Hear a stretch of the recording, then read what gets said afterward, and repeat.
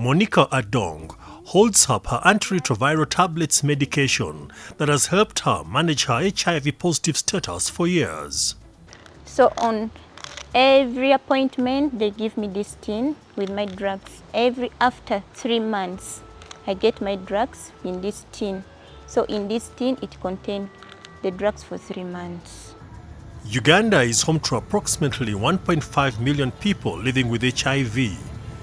Despite ongoing efforts, new infections remain high, with health officials reporting an estimated 730 new cases every week.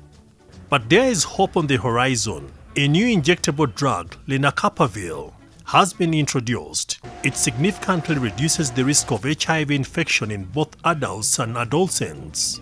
This drug is so effective because it's been tested before in people living with HIV, and now it's being used as a salvage regimen. If this drug comes in handy and is able to suppress viral load, the virus that causes HIV in people who are heavily treatment experienced.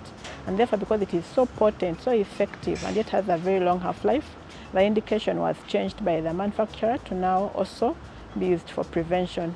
The approved one is for prevention and not for treatment.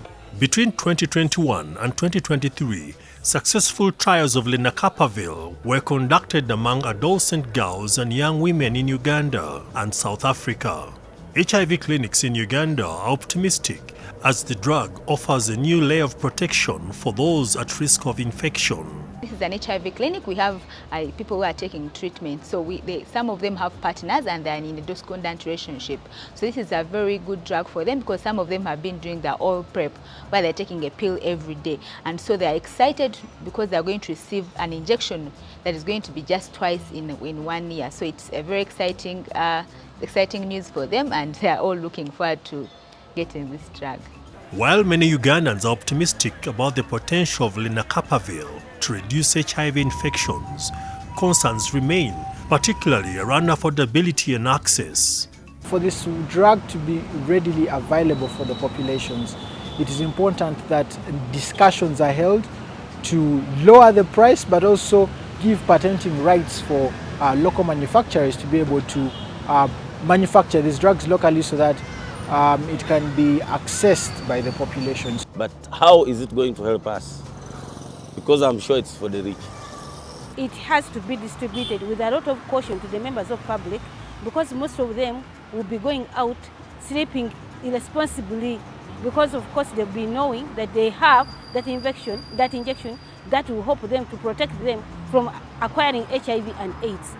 Despite Uganda's participation in the initial trials, Lenacapavir is not yet available in the country. The government remains hopeful that this will change soon, and the drug will be affordable when it does arrive.